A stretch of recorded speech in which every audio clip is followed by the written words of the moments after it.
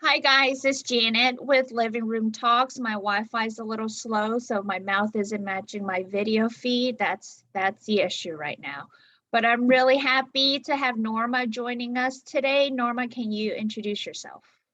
Good morning. I am Norma Pruitt. I am an athletic trainer here in South Florida. I'm graduate of Florida A&M University and FIU respectively. Got my MS in 2019. I'm sorry, it feels like it was forever ago. This will be my fourth year with Memorial Healthcare System. So I'm at Blanche Ely High School. So tell me a little bit about your experience graduating from Florida AMU.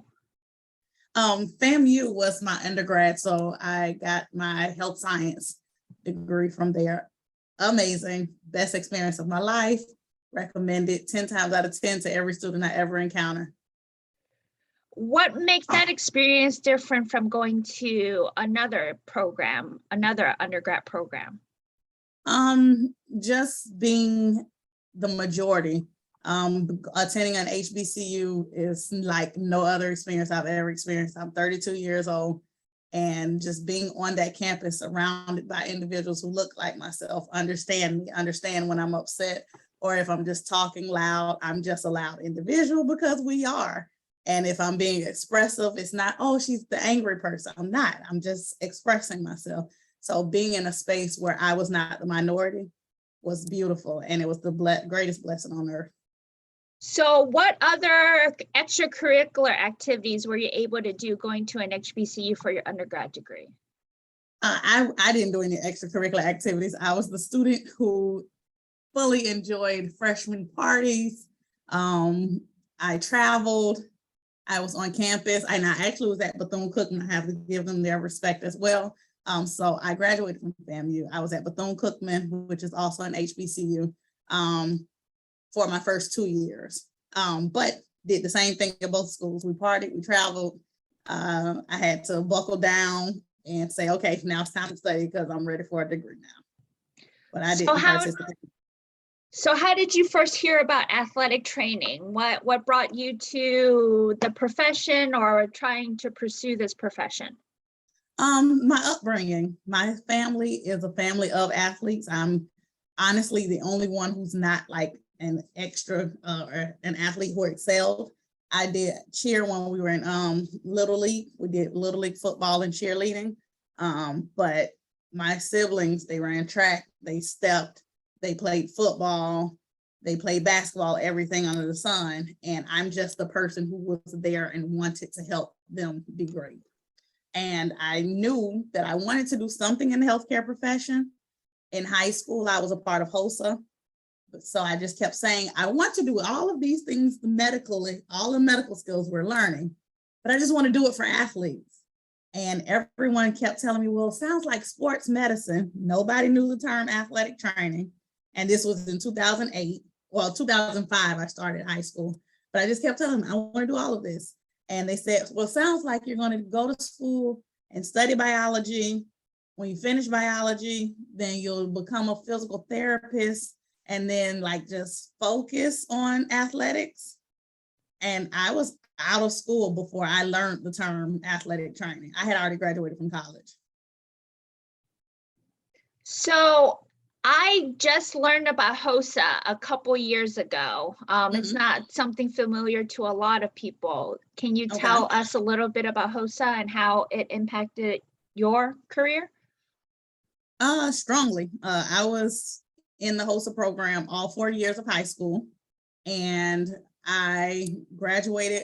I was registered and licensed as a first responder, and I'm currently the teacher of a HOSA program here now. So I went full circle. But HOSA just held Occupation Students of America. They prepared us, they taught us different medical skills. We did rotations within the hospital, within the nursing home, with the ambulance, and we had to go with the firefighters as well. So by the time we graduated, we had that certification.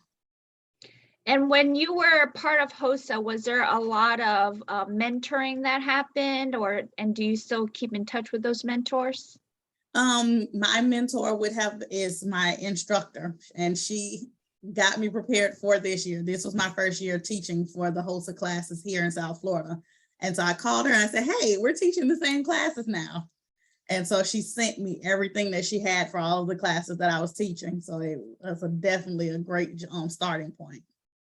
So you're kind of in that niche position of being a YP athletic trainer and a brand new teacher. What has been the biggest learning moment for you, and how have you been able to balance the two? Learning moment, I would say balancing my time, but honestly, just keep moving. I just look up and I'm like, oh, it's 4 months left of school. Okay. And so I talked myself into that I could teach and become be an athletic trainer and teach, because I was a substitute for 2 years first. So when I became an athletic trainer, those first 2 years, I was a sub on campus where I am the athletic trainer. So it allowed me to become familiar with the campus, with all of my athletes, and be on campus all day with them and just stay at school. And I just figured, I'm doing this all day anyway, so why not actually be the teacher? And so I just talked myself into it. Biggest moment, you can do this. It's 10 months. And so I kind of like just been counting down every day. Unfortunately, it's time to go back to school now. Yeah, school starts schooling for us soon too. So working I'm assuming you're at a high school, is that correct? Yes. How is it working at a high school? I'm sure you've had a lot of experience working in the collegiate setting through clinicals and everything. What's the biggest difference about working in a high school? Parents, having to interact with parents, I guess, more on a daily basis, because I'm used to I had gotten used to just informing the athlete, okay, cool, we're fine. So my first year, that was definitely a learning curve, because I'm like, I have to tell the parent this, and they kept saying, yes, you have to tell the parent everything. And I understand the consent and understanding that they have to understand each injury. So the parental consent for everything is definitely the difference. How would you go about having those type of communication or conversations with parents when it comes to injuries? How do I do it? Yes. I try to do face-to-face. If they are not a parent who comes to practice or is not there to pick a child up, I just call them immediately when it happens. And I ensure that they understand what the injury is and that they need to see me prior to returning to play if it's that serious. Have you run into any issues with parents contradicting your diagnosis or questioning your authority? Of course. I get, oh, well, I'm a nurse, so I know this injury and he's fine. Or I had my first year, I had an athlete with a shoulder dislocation, and his shoulder dislocated, I believe, 4 times in the span of like 3 months. And he was a senior. And so we had 1 game remaining. And I kept saying, this does not make any sense. Like, why are we risking our health? And he knew he was not going to school for a scholarship, football scholarship. He had an academic scholarship. So why are we risking our health for this? We were told that you needed surgery. Let's just sit this one out. His mother said, well, if I go get the doctor and the doctor signs off on it, then you can't override the doctor. And that's what she did. And what did the coaches feel about that? The coaches were excited that she was able to override me, but which is one of the biggest blessings that I have in my setting, I have the relationship with my athletes. And so he wanted to play. And then 2 days later, he came to me, he said, if you think I shouldn't play, I'm not going to step on the field. And so he made the decision for himself. So switching gears a little bit, before we got on this call, we were mentioning the potential distractions we might have in our environment right now. I have my 2 dogs. One currently is cowering underneath the table. Mm-hmm. Tell me about being a mom and being an athletic trainer and being a teacher. It doesn't stop. And being a mom It's hectic, but it works because I'm in a space and in a school that he comes to work with me more often than not. So I'll just take him out to the field. He was 10 months old when I started. He's 3 now. All of my athletes are growing and graduating. I'm like, oh my gosh, I can't believe he's so old now. But he's growing up on the campus right along with me. And how much does that help in terms of work-life integration? It does. I was just telling my family last week, I need those moments because if he weren't able to come to school with me or come to work with me, I would miss a lot. And I'm not willing to sacrifice motherhood for my career. And I was asked while I was pregnant, people kept asking me, how are you going to do this and be a mom? You're so selfish. I'm like, I'm not being selfish. I just honestly want to do and practice what I love, but he just has to come along for the ride. How much does that have to do with your administration or the work setting, you being able to have this work-life integration? It's both. It's everything. The administration, they are very understanding. They are like family. They are family at this point. And that's one of the questions. It was very interesting. I guess it was unprofessional on my part.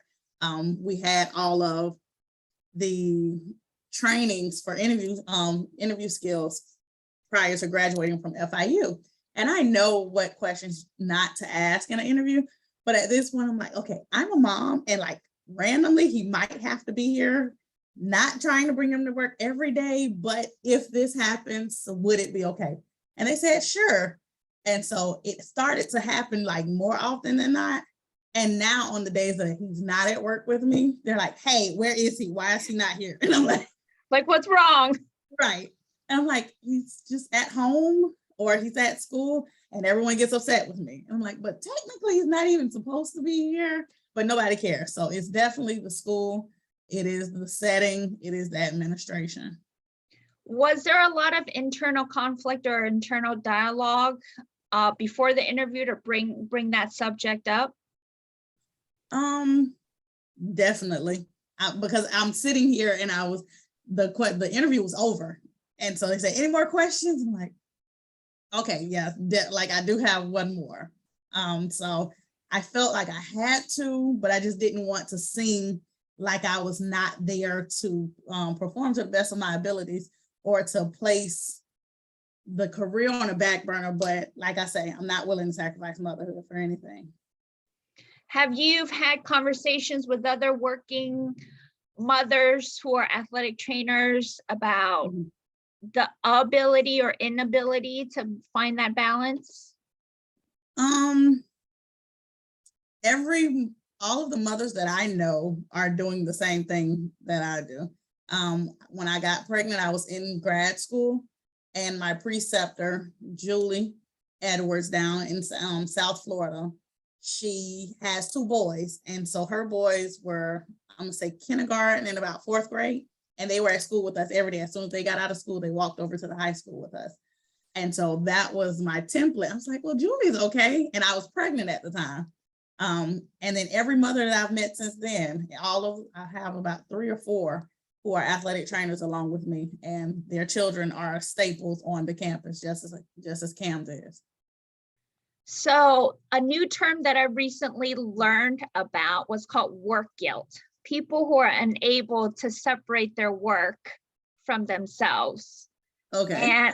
And I feel like athletic trainers, for whatever reason, we are like the poster child for this term.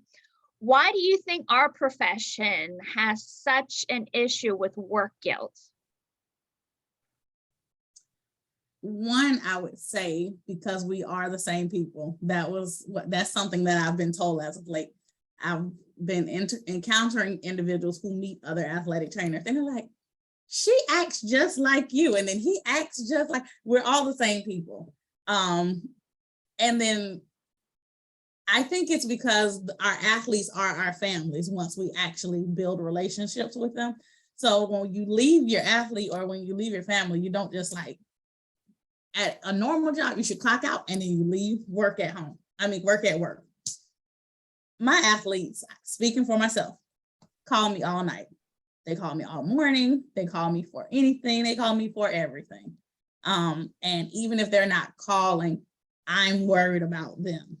So I was just speaking with my sister today. It's hilarious because she just said, sis, the last 4 weeks that we've talked, in the middle of a regular conversation, you bring up work and just go straight into work. And I'm like, okay, so that means I have to do something mentally because I cannot do that.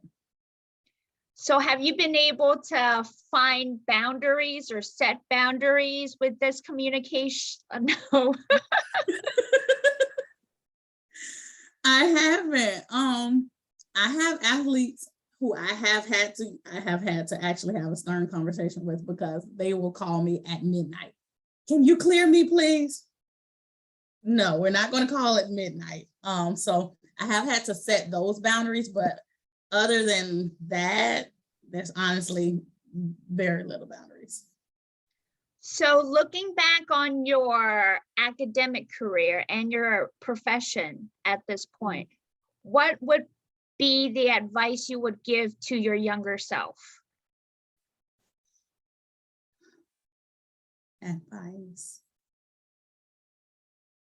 If I could have become the student that I was in the latter part of my undergrad and in grad school, if I could have done that earlier, it would have been nice.